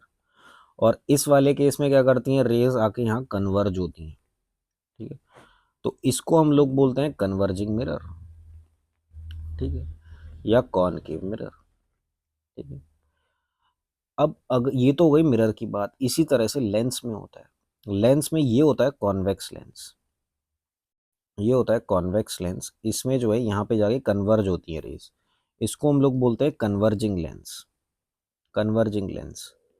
और एक होता है ये वाला, इसमें यहाँ पर रेज जो होती हैं वो क्या करती हैं, इस तरह से डाइवर्ज करती हैं, इसको हम लोग बोलते हैं डाइवर्जिंग लेंस, ठीक है, या कॉनकेव लेंस। ओके, तो प्लीज रिमेंबर दिस। अब इस सवाल में देखो, जैसे व्हील में क्या होते हैं, स्पोक्स होते हैं, फैन में क्या होंगे भाई, विंग्स ही तो होंगे, मोटर नहीं होगा भी, बहुत ज़्यादा क्वांटिटी वाले बोल रहे हैं ना। हवा नहीं होगी, हवा तो एज आउटपुट आ गया। और राउंड नहीं होगा, राउंड उसकी शेप दर्शा रहा है, ठीक है। मोटर या विंग्स होता, तो मोटर तो सिंगल एंटिटी है, ठीक है, जो उसके अंदर है। फैन हो गए, तो फैन में जो है विंग्स आएंगे।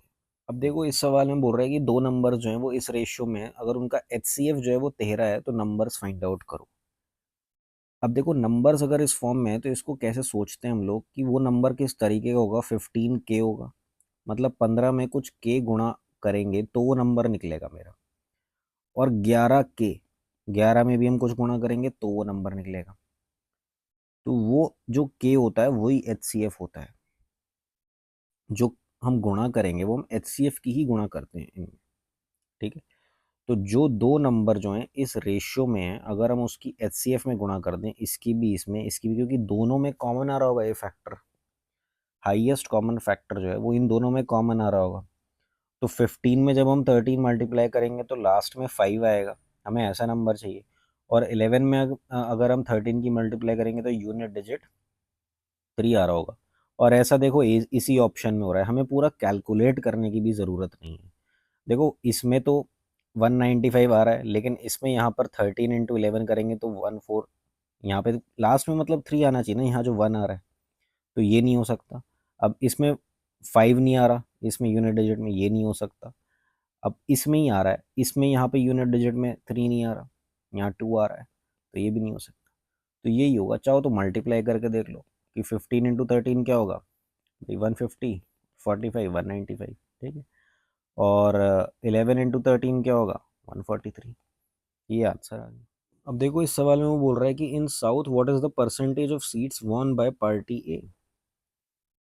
तो साउथ में पार्टी ए ने कितनी जीती, तो वैसे पार्टी ए ने कितनी जीती, 40 सीट, ठीक है। और साउथ में टोटल कितनी सीट थी भाई, 7 हो गया, 90 हो गया, 130। तो अब इसका प्रतिशत निकालना है आपको, ठीक है, 4/13 निकालना है। तो देखो 1/13 क्या होता है, आई थिंक ये तुम्हें याद, ये तो याद ही होना चाहिए, ये percentage values you should remember, ठीक है। तो 1/13 क्या होता है, 7.7 समझ लो, है ना। तो इसको मल्टीप्लाई कर लो 4 से, 7 4 28, 7 20 तो 30.8 आएगा, 30.8 ये आंसर है, ठीक है। अब देखो इस क्वेश्चन में वो बोल रहा है कि which country hosted the Asian women's boxing championship in 2017 when India's iconic boxer Mary Kom won gold. तो उस टाइम तो वियतनाम ने करा था होस्ट, लेकिन अभी जो है 2023 में हुए थे IBA Asian women's boxing championship, ये कहाँ हुए थे, तो ये हुए थे न्यू दिल्ली, न्यू दिल्ली। और ये इवेंट जो था ये 13th था, 13th Asian women's boxing championship था। और ये इवेंट जो था ये बॉयकॉट हो गया था, ठीक है, due to Russia's invasion on Ukraine, Russia's invasion on Ukraine, ठीक है।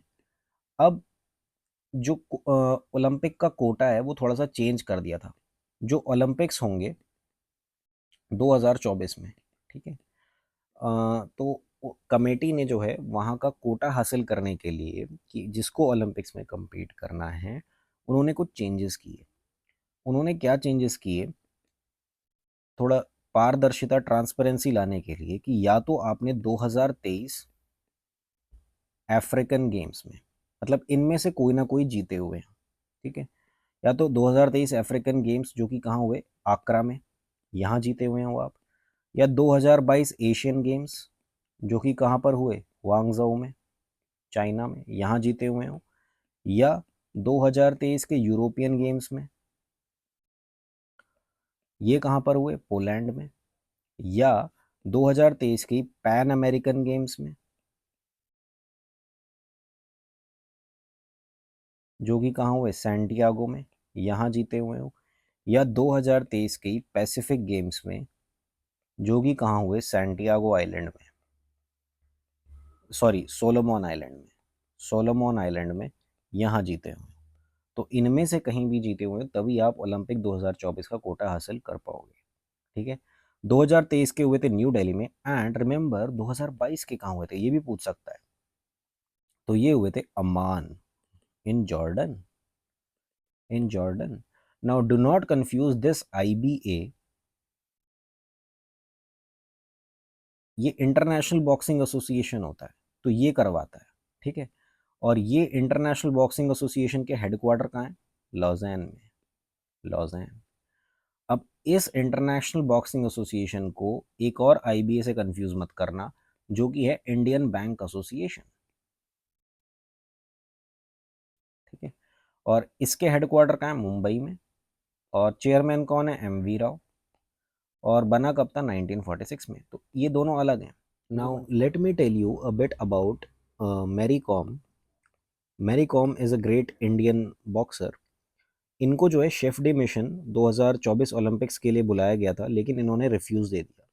अब ये किसी वजह से जो है कारणवश जा नहीं पाई शेफ डे मिशन के लिए, तो इन्होंने रिफ्यूज़ल दे दिया है, लेकिन इन्हीं को चुना गया था। Now Mary Kom is the only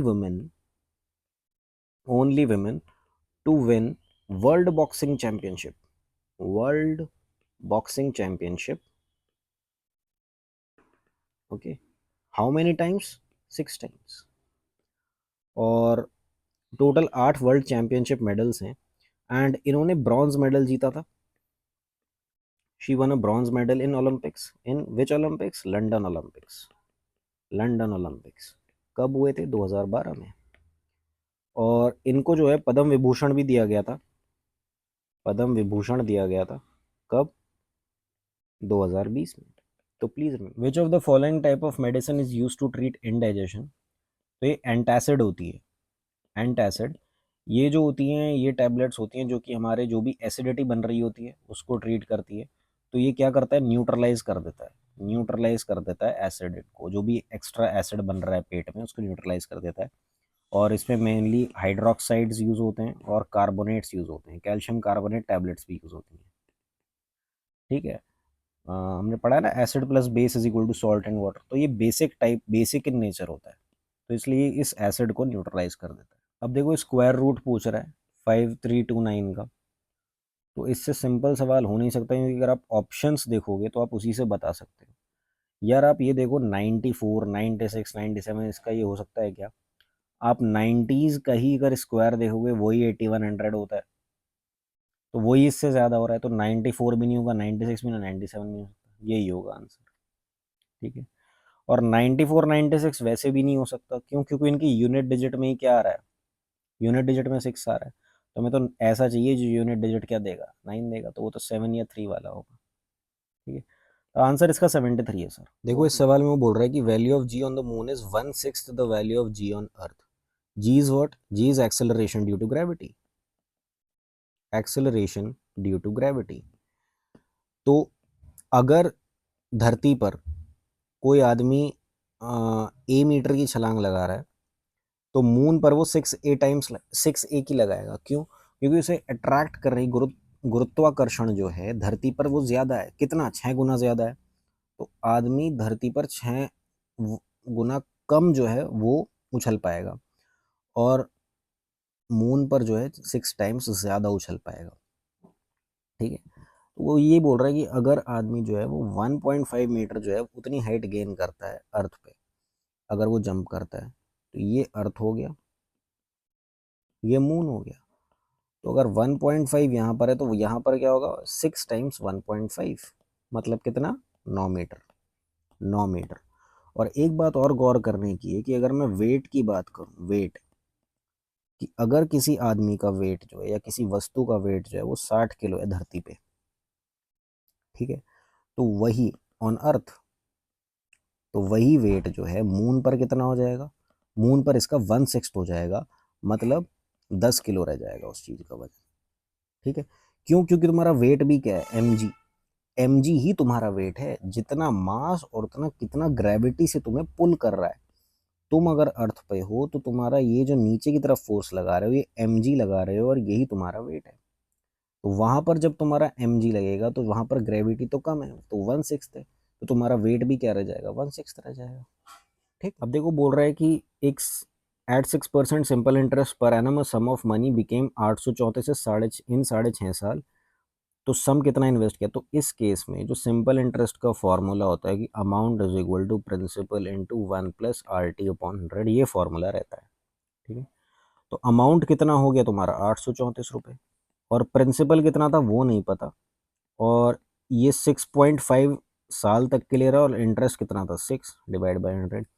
अब ये कितना आ जाएगा 6 30 36 39 100 प्लस 39 139, तो ये 139/100 into P is equal to 834 आ गया। कितने टाइम जाएगा, 9 6 50, 6 टाइम जाएगा। तो प्रिंसिपल कितना हो जाएगा 600, तो 600 मेरा। अब देखो बोल रहा है कि gas evolve when sodium carbonate reacts with hydrochloric acid. तो सोडियम कार्बोनेट क्या हो गया, ये हो गया। जब इसको हाइड्रोक्लोरिक एसिड के साथ रिएक्ट कराएंगे तो क्या बनेगा, सॉल्ट बनेगा, NaCl नमक बनेगा, और क्या लिबरेट होगी, कार्बन डाइऑक्साइड। तो जो गैस लिबरेट होगी वो क्या होगी, कार्बन डाइऑक्साइड होगी। और इसको सोडियम कार्बोनेट को और क्या बोलते हैं, washing soda, washing soda. Select the number that does not belong to the following group. तो इसमें से कौन सा नंबर उस ग्रुप को फॉलो नहीं करता है। देखो 77 ही नहीं करता है, क्योंकि बाकी सारे के सारे क्या हैं, प्राइम नंबर्स हैं। अब सिर्फ 77 नहीं है, ये 7 और 11 दोनों से डिवाइड हो रहा है। ठीक है, बाकी सारे किसी से नहीं हो रहे, तो 77 is the odd number. Now the people of Indus valley civilisation worshipped whom. तो people of Indus valley civilisation used to worship Pashupati, lord Pashupati. ठीक है, भगवान पशुपतिनाथ को, एक तो पशुपति महादेव, एक तो इनकी वर्शिप होती थी। ठीक है, और एक होती थी मदर गॉडेस की। ठीक है, इनमें से किसी की नहीं करते थे वो इनकी ही करते थे बस, मदर गॉडेस। इनको मैत्री देवी भी बोलते हैं, मैत्री देवी या शक्ति।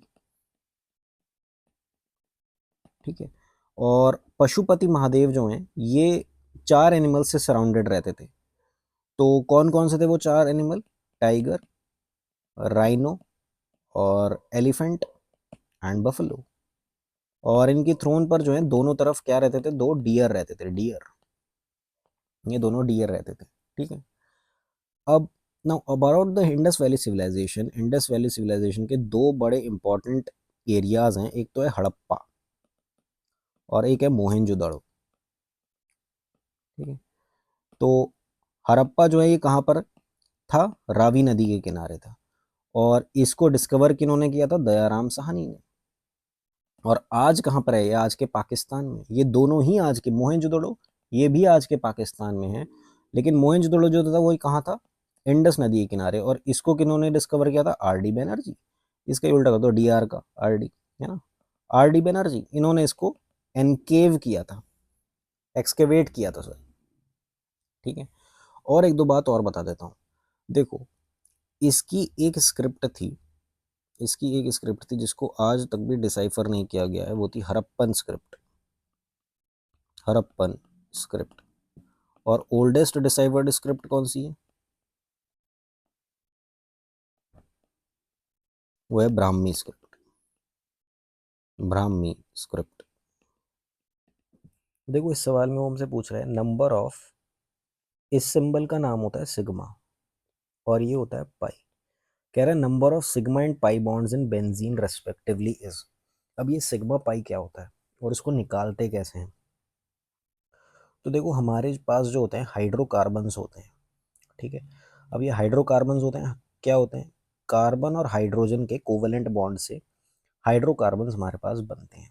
ठीक है, पेट्रोलियम जैसे हो गया, वो भी एक हाइड्रोकार्बन हो गया। बेंजीन हो गया, एक हाइड्रोकार्बन हो गया। तो अब ये 2 तरीके के होते हैं, एक तो होते हैं सैचुरेटेड, ठीक है, और एक होते हैं अनसैचुरेटेड। और सैचुरेटेड में आते हैं एल्केन्स, मतलब सिंगल बॉन्ड वाले, कार्बन और हाइड्रोजन का सिंगल बॉन्ड बना, खत्म, ये सिंगल बॉन्ड दर्शा रहा है। ठीक है, और दूसरे होते हैं अनसैचुरेटेड। अब ये होते हैं 2 तरीके के, ये होते हैं या तो एल्कीन या एल्काइन। और एल्कीन्स में क्या होता है, डबल बॉन्ड प्रेजेंट होता है, कार्बन और हाइड्रोजन के बीच डबल बॉन्ड हो गए प्रेजेंट। ठीक है, और एल्काइंस में क्या होता है, इसमें ट्रिपल बॉन्ड प्रेजेंट होते हैं, 3 कोवेलेंट बॉन्ड प्रेजेंट होते हैं। ठीक है, अब अगर तुम्हें ये बताना हो कि सिग्मा पाई क्या होता है, तो मैं थोड़ा ऊपर ऊपर से अगर अभी बताऊं, तो ये जो सिंगल बॉन्ड है, जब भी कोई सिंगल बॉन्ड दिखे तो उसमें एक सिग्मा बॉन्ड तो होगा ही होगा। कोई भी बॉन्ड हो, सिंगल हो डबल हो, एक सिग्मा बॉन्ड होगा ही होगा। और जो लेफ्ट ओवर पोर्शन है, जो बचे हुए बॉन्ड है, वो पाई बॉन्ड होंगे। जैसे इसमें एक सिग्मा हो गया और पाई कितने हो गए, 0 पाई, और तो कोई है ही नहीं। अब ये 2 बॉन्ड है, यहाँ मेरे पास 2 बॉन्ड है, तो इसमें एक सिग्मा मैंने पहले चुरा लिया। अब कितने बचे पाई, 1 पाई बचे, तो एक सिग्मा हो गया और 1 पाई हो गया। अब एल्काइन में आ जाओ, अब इसमें से मैंने एक सिग्मा चुरा लिया, अब मेरे पास क्या बचे, 2 पाई बचे, तो इसमें हो जाएगा एक सिग्मा और 2 पाई। तो ये तो हमने एल्केन, एल्कीन और एल्काइन के बारे में बात करी। अब कोई भी हमें हाइड्रोकार्बन दिया जाता है, मान लो सिंपलेस्ट हाइड्रोकार्बन की मैं बात करता हूँ, मीथेन। मीथेन, तो इसका फॉर्मूला क्या होगा, CH4। अब ये कैसे निकला, ये एक एल्केन है, देखो CnH2n+2 इससे निकलता है ये। ठीक है, ये एल्केन का फॉर्मूला होता है, ये एक एल्केन है। ठीक है, सिंपलेस्ट एल्केन है, एन की वैल्यू 1 रखोगे तो CH4 आ जाएगा। ठीक है, अब इसका स्ट्रक्चर क्या होता है, देखो एक कार्बन और 4 तरफ इसके हाइड्रोजन हो गए। ठीक है, तो अब इसके मेरे को बताने भाई सिग्मा बॉन्ड कितने हो गए, तो सिग्मा कितने हो गए, एक बॉन्ड ये, तो एक सिग्मा ये हो गया, एक बॉन्ड ये, एक सिग्मा ये हो गया, एक बॉन्ड ये, एक सिग्मा ये हो गया, एक बॉन्ड ये, एक सिग्मा ये हो गया। तो इसमें 4 तो मेरे पास क्या हो गए, सिग्मा बॉन्ड। अब पाई बॉन्ड कितने, भाई डबल बॉन्ड या ट्रिपल बॉन्ड तो है नहीं, सिंगल बॉन्ड है, तो पाई होगा ही नहीं इसमें, तो 0 पाई बॉन्ड। ठीक है, ठीक इसी तरह से अगर मेरे पास कोई एल्कीन आता है, ठीक है, मान लो मैं ये कहता हूं कि C2H2 है। ठीक है, C2H2 है, मतलब मेरे पास ये क्या है, इथीन है, इसको इथीन बोलते हैं। ठीक है, तो इसमें डबल बॉन्ड आ रहे हैं इथीन में, तो ये डबल बॉन्ड आ गए C2 और H, सॉरी ये 4 होगा, ये C2H4 होगा, क्योंकि CnH2n होता है, एल्कीन जो होता है, ये एक एल्कीन है, तो इसमें डबल बॉन्ड आएगा। तो बस में H4 आ रहा है, तो 4 हाइड्रोजन इस तरह से जुड़ेंगे। ठीक है, तो अब तुम्हें इसमें बताना है कितने सिग्मा और कितने पाई है। तो भाई साहब एक सिग्मा तो मेरे पास यहाँ आ जाए, यहाँ से आ जाएगा, क्योंकि मैंने बताया था कि भाई डबल बॉन्ड में तुम एक सिग्मा चुरा लो बस। तो एक सिग्मा तो मेरा यहाँ आ गया, एक सिग्मा मेरा यहाँ आ गया, एक सिग्मा यहाँ आ गया, एक सिग्मा यहाँ आ गया, एक सिग्मा यहाँ आ गया। ठीक है, तो कितने सिग्मा हो गए तुम्हारे पास, 5 सिग्मा हो गए। और पाई कितना हो गया, 1 पाई बचा, यहाँ 1 पाई हुआ, ये वाला बॉन्ड एक मैंने पाई कह दिया। ठीक है, तो अब इस सब को देखते हुए हम बताएंगे कि यार ये जो बेंजीन पूछा है इसमें क्या होगा। तो सबसे पहले तुम्हें ये पता होना चाहिए कि यार बेंजीन का फॉर्मूला क्या होता है। देखो बेंजीन होता है C6H6, 6 हाइड्रोजन होते हैं और 6 कार्बन होते हैं। ठीक है, तो इसका स्ट्रक्चर देखो कुछ ऐसे बनता है, वैसे तो ये होता है, एक हेक्सागोनल शेप होती है बेंजीन की, और डबल बॉन्ड्स होते हैं बीच में। ठीक है, इस तरह का होता है, 3 डबल बॉन्ड बन जाते हैं। लेकिन अब तुम्हें ये देखना है कि इसका थोड़ा खोल के मैं बताता हूँ स्ट्रक्चर। ठीक है, तो खोल के कैसे बनेगा, देखो carbon carbon carbon carbon carbon carbon, हर जगह यहाँ कार्बन लगा दो। ठीक है, यही बेंजीन का स्ट्रक्चर है, तो यहाँ पर सिंगल बॉन्ड बन जाएंगे। ठीक है, अब 6 हाइड्रोजन लगाने हैं, तो इसके साथ एक हाइड्रोजन ये लग गया, एक हाइड्रोजन यहाँ लग गया, एक हाइड्रोजन यहाँ लग गया, एक हाइड्रोजन यहाँ लग गया, एक हाइड्रोजन यहाँ लग गया, एक हाइड्रोजन यहाँ लग गया, 6 हाइड्रोजन हो गए। ठीक है, इसको मैं हटा देता हूँ, तो ये 6 हाइड्रोजन लग गए। अब इसमें जो है ये डबल बॉन्ड आ गया, फिर एक छोड़ के ये डबल बॉन्ड आ गया, फिर एक छोड़ के ये डबल बॉन्ड आ गया। अब ये तुम्हारा बेंजीन का स्ट्रक्चर है, इसमें तुम्हें बताना है नंबर ऑफ सिग्मा पाई कितने हैं। तो देखो भाई, ये एक सिग्मा हो गया, एक सिग्मा ये हो गया, एक सिग्मा ये हो गया, एक सिग्मा ये हो गया, एक सिग्मा ये हो गया, एक सिग्मा ये हो गया। ठीक है, एक तो ये हाइड्रोजन वाले सिग्मा हो गए, फिर एक डबल बॉन्ड वाले सिग्मा हो जाएंगे, एक सिग्मा मेरा यहाँ बन जाएगा इस डबल बॉन्ड पे, एक सिग्मा इस डबल बॉन्ड से चुरा लूँ, एक सिग्मा इस डबल बॉन्ड से चुरा लूँ। ठीक है, और फिर ये कार्बन वाले सिग्मा हो गए, भाई एक ये सिग्मा हो गया, एक सिग्मा यहाँ भी आ गया, एक सिग्मा यहाँ, तो टोटल मिला के कितना सिग्मा हो गया मेरा, ये सब मिला के हो गया मेरे 12 सिग्मा। और डबल बॉन्ड से कितना हो जाएगा भाई, जितने डबल बॉन्ड उतने तुम्हारे पाई। एक सिग्मा मैंने चुराया तो मेरे कितने पास, एक पाई मेरा यहाँ बचा, एक सिग्मा यहाँ चुराया था, एक पाई मेरे पास यहाँ बचा, एक सिग्मा यहाँ से चुराया था, एक पाई यहाँ बचा, तो कितने पाई हो गए, 3 पाई। तो 12 सिग्मा और 3 पाई बॉन्ड, तो ये आंसर आ जाएगा। तो I hope you would have understand this कि किस तरह से हमने सिग्मा और पाई कैलकुलेट करें। तो पहले स्ट्रक्चर बना लो, उसके बाद कैलकुलेट करना बहुत आसान हो जाएगा। देखो इसे एक बार और बता देता हूँ, पहले 6 ये बना लो, 1 2 3 4 5 और 6, ये तुम्हारा बेंजीन का स्ट्रक्चर बन गया। अब हर एक कार्बन के साथ एक हाइड्रोजन अटैच है, ठीक है, ये हाइड्रोजन अटैच, ये हाइड्रोजन अटैच, ये हाइड्रोजन अटैच, और ऑल्टरनेटली डबल बॉन्ड प्रेजेंट है, ठीक है। तो सिग्मा निकालने हैं पहले, तो एक सिग्मा तुम्हारा यहाँ हो गया, एक सिग्मा इसके साथ हो गया, एक सिग्मा इसके साथ हो गया, एक सिग्मा इसके साथ हो गया, एक सिग्मा इसके साथ, एक सिग्मा इसके साथ, देन एक सिग्मा कार्बन कार्बन के साथ, एक सिग्मा इस कार्बन कार्बन से, एक सिग्मा इस कार्बन कार्बन के साथ। अब ये डबल बॉन्ड है, तो एक मैं यहाँ से सिग्मा चुरा लूंगा, एक सिग्मा ये हो गया, एक सिग्मा इसका हो गया, एक सिग्मा इसका हो गया, तो टोटल नंबर ऑफ सिग्मा कितने हो गए, 1 2 3 4 5 6 7 8 9 10 11 12, तो 12 मेरे पास सिग्मा हो गए। अब पाई कितने बचे, जो ये डबल बॉन्ड है, एक तो मैंने यहाँ से चुरा लिया था, तो जो बचा हुआ मेरे पास हो गया वो क्या हो गया, पाई बॉन्ड हो गया। तो ये पाई हो जाएगा, इसका ये पाई हो जाएगा, ये पाई हो जाएगा, तो 3 क्या हो जाएंगे मेरे पास, पाई। तो बेंजीन के स्ट्रक्चर में, ये बेंजीन का स्ट्रक्चर है, इसमें मेरे पास 12 सिग्मा हो गए और 3 पाई हो गए, simple. Who took over as the new chairman of the Tata Sons owned Vistara Airlines in 2016? तो भास्कर भट्ट ने लिया था। Now Vistara airline, if you talk about it, तो ये दो कंपनीज़ का जो है मर्जर से बनी थी, दो कंपनीज़ का इसमें साझेदारी थी, एक तो टाटा सन्स और सिंगापुर एयरलाइंस, सिंगापुर एयरलाइंस, और इन दोनों के साझे से बनी है, और इनका हेडक्वार्टर कहाँ है, गुरुग्राम में, गुरुग्राम। एक और इम्पॉर्टेंट एयरलाइन है, that is the Indigo, Indigo. तो इंडिगो का हेडक्वार्टर कहाँ है, गुरुग्राम, और इंडिगो की जो पेरेंट कंपनी है वो है इंटरग्लोब एविएशन, ठीक है। और इसके, ये किन्होंने फाउंड करी थी, राहुल भाटिया, राहुल भाटिया। देन एक अनदर इम्पॉर्टेंट एयरलाइन है एयर इंडिया, जो पहले सरकारी थी, अब इसको टाटा ने खरीद लिया था, ठीक है, टाटा ने खरीद लिया, और इसके हेडक्वार्टर कहाँ है, मुंबई में, मुंबई में।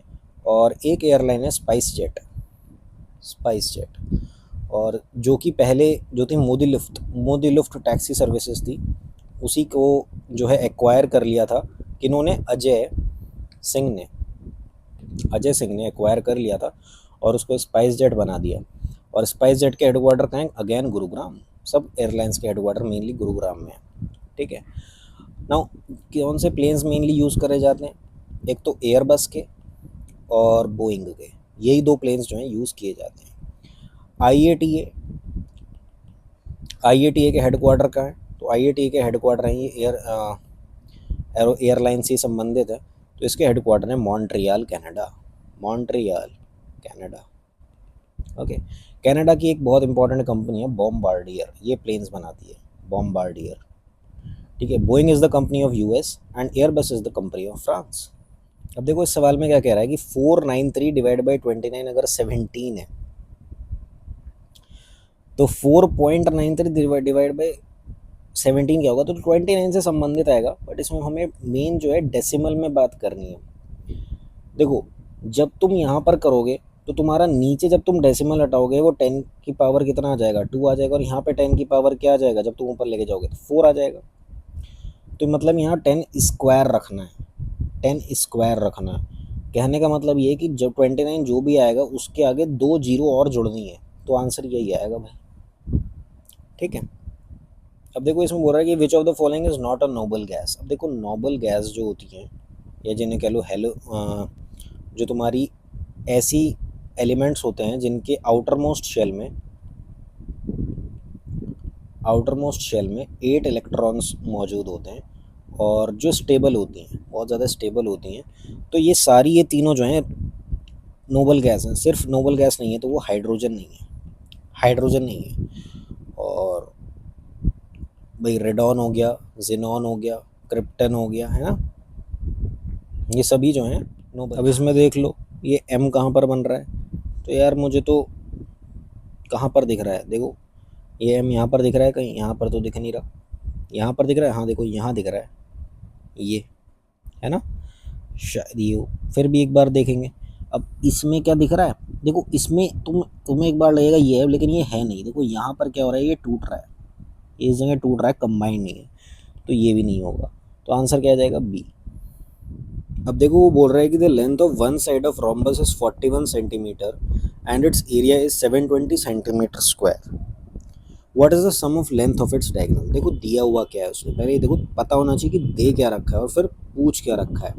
ये रोम्बस है, ठीक है, इसकी एक साइड जो है उसने 41 दे दी है, ठीक है।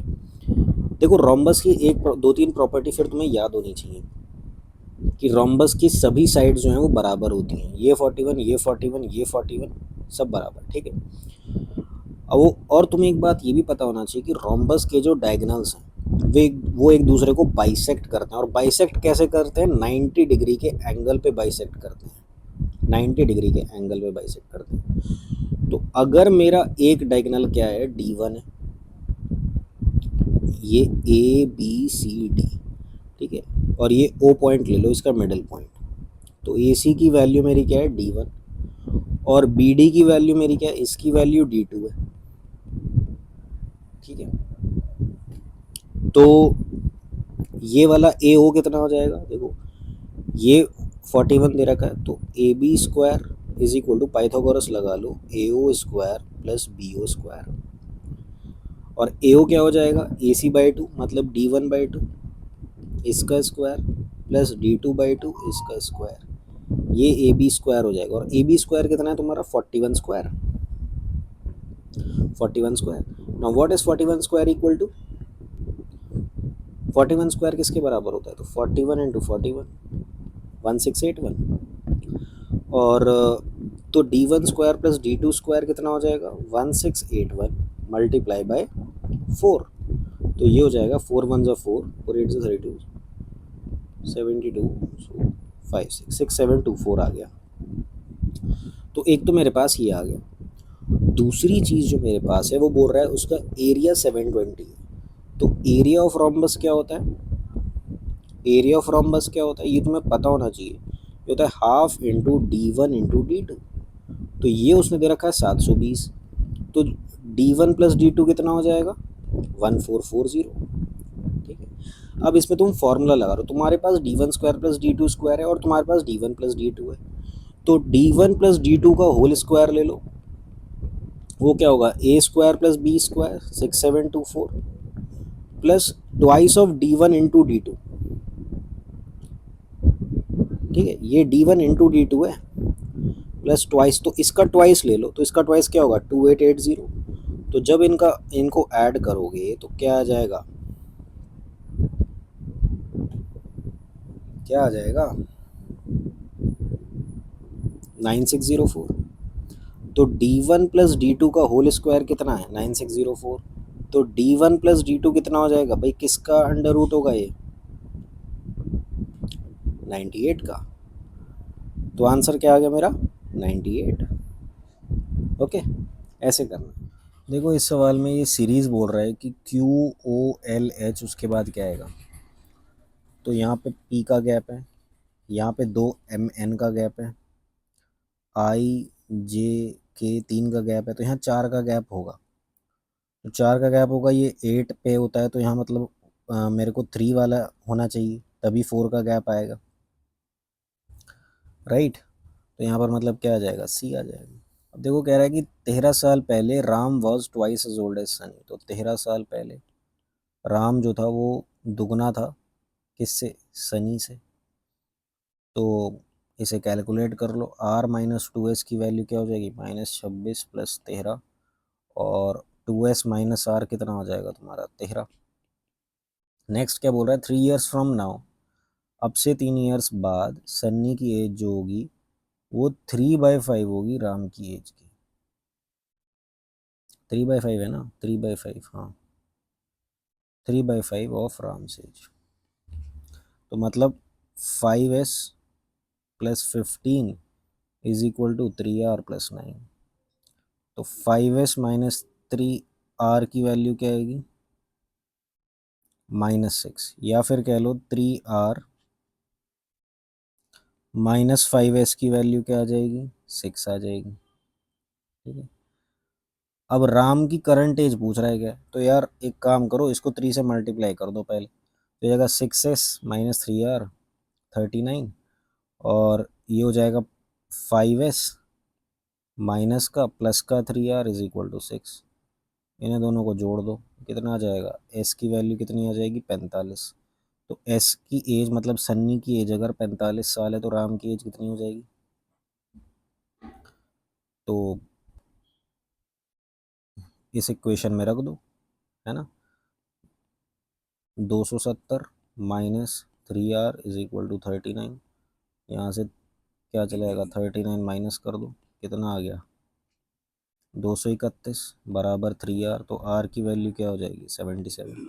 तो राम की एज क्या आ गई, 77 ईयर्स। अब इसमें ऑड वन आउट बताना है, तो यार साफ दिख रहा है 3 है, बाकी सब क्या है आपस में, parallel line parallel line parallel line, सिर्फ यही है जिसमें पैरेलल नहीं है, तो 3 आंसर आ गया। देखो कह रहा है 4000 का 54% कितना होगा, तो आसान तरीका तो ये है इसका, भाई 4 4 ज़ा 16, तो यूनिट डिजिट क्या आनी चाहिए, 6 आनी चाहिए, तो ये आंसर होगा।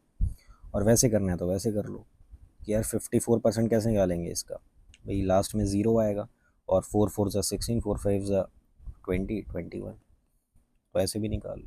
अब कह रहा है कि एक आर्ग्यूमेंट है, इसमें वार्निंग लिखी हुई है, consumption of alcohol is injurious to health, और अज्यूम ये कर रहे हैं कि वार्निंग रिक्वायर्ड नहीं है, तो अगर रिक्वायर्ड नहीं होती तो लिखी क्यों जाती, तो रिक्वायर्ड तो है, तो ये तो गलत हो गया। Non alcoholic people are healthy, तो देखो नॉन एल्कोहलिक पीपल हेल्दी हों, ये बात उतना ज़रूरी नहीं है कि नॉन अल्कोहलिक हेल्दी, उन्हें हो सकता है भाई कोई और बीमारी हो, लेकिन हाँ ये हो सकता है कि इनसे ठीक रहेंगे, अल्कोहलिक पीपल जो हैं वो हेल्दी नहीं रहेंगे। ठीक है, कोई और बीमारी भी तो हो सकती है। ठीक है, तो ये भी गलत हो गया, तो नाइदर वन नॉर टू आ जाएगा, नाइदर वन नॉर टू सही आएगा। देखो बोल रहा है कि a train crosses a 375 metre long platform in 27 second, how long was the train if it was travelling at a speed of 70 kilometre प्रति घंटा। तो स्पीड इज इक्वल टू क्या हो जाएगा, डिस्टेंस अपॉन टाइम। स्पीड क्या है, 70 × 5/18 ले लो। ठीक है, is equal to distance, distance हो गया भाई प्लेटफॉर्म का प्लस ट्रेन का मैंने एल मान लिया, और टाइम कितना लग रहा है, 27 सेकंड लग रहे हैं। ठीक है, तो अब इसे कैलकुलेट कर लो, ये क्या आ जाएगा, 70 × 5/18 × 27 और -375, ये जो है एल की वैल्यू आएगी। तो ये कर लो आप। ठीक है, तो 5 5 ज़ा 25, 16 17, 3 5 ज़ा 525 -375 कर लो, तो 25 जाओगे 400 500 100 जाओगे, तो 150 आ गया, 150 मीटर। तो ये हो गई ट्रेन की लेंथ। ठीक है, अब देखो वो कह रहा है कि in the Venn diagram which letter represents all those who play kabaddi as well as football, तो कबड्डी का ये है और फुटबॉल का ये, तो इनको कौन रिप्रेजेंट कर रहा है, क्यों रिप्रेजेंट कर रहा है, all the three games, all the three हैं, कबड्डी क्रिकेट फुटबॉल को कौन रिप्रेजेंट कर रहा है, एस, तो एस प्लस क्यू मेरा आंसर आ जाएगा। तो इस सवाल में कह रहा है कि in a bag containing red green and pink token, ratio of red to green token was 5:12 and pink to red token was 7:15। तो यहाँ पिंक कर लो, तो पिंक टू रेड टोकन कितना कह रहा है, 7:15 कह रहा है। ठीक है, तो यहाँ पर 3 से मल्टीप्लाई कर दो, तो हमारा जो रेड टोकन है वो बराबर आ जाएगा। ठीक है, तो पिंक रेड और ग्रीन अगर मैं देखूँ तो पिंक तो इतना ही रहेगा, और इसमें मैं 3 से मल्टीप्लाई कर रहा हूँ, तो ये 5 3 से 15 हो जाएगा, और ये 12 3 से 36 हो जाएगा। तो ग्रीन टू पिंक निकालना है, तो ग्रीन टू पिंक कितना हो जाएगा, 36:7, तो ये मेरा आंसर आ जाएगा। अब देखो इस सवाल में क्या कह रहा है कि Samit was given the money To take care of his travel during a 6-day sales drive he had to undertake. However, he had to increase his stay by another 4 days, and as a result his average daily allowance went down by 56. मान लो starting में उसको जो है 6 days के लिए प्रतिदिन x money मिल रहा था, तो टोटल मनी कितना मिल रहा था 6x। ठीक है, 6x हो गया। ठीक है, he had to however he had to increase his stay by another 4 days, and as a result his average daily went down by, मतलब 56 से कम हो गया डेली का।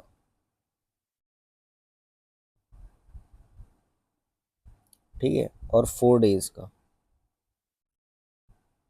सॉरी 10 डेज का, 10 डेज का इतना हो गया, तो टोटल कितना हो गया, इतना हो गया। अब इन दोनों को इक्वेट कर दो। ठीक है, तो 4x की वैल्यू क्या आ जाएगी 560, x की वैल्यू क्या आ जाएगी 140। x की वैल्यू अगर 140 है तो ये कितना असाइन हुआ था 6 × 140, मतलब 840। ठीक है, ये आंसर आ जाए। देखो बोल रहा है कि find the smallest square number from the giving options divisible by each of 8, 15, 20। इसमें 8, 15 और 20 का हम लोग क्या ले लेंगे, एलसीएम ले लेंगे।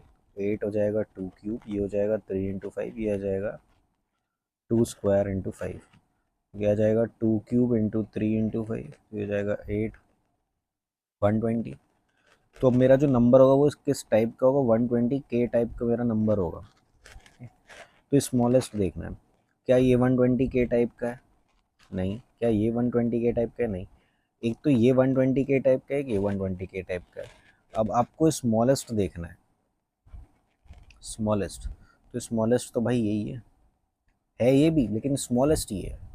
ठीक है, तो स्मॉलेस्ट स्क्वायर नंबर ये है। ओके, तो ये आंसर हो गया।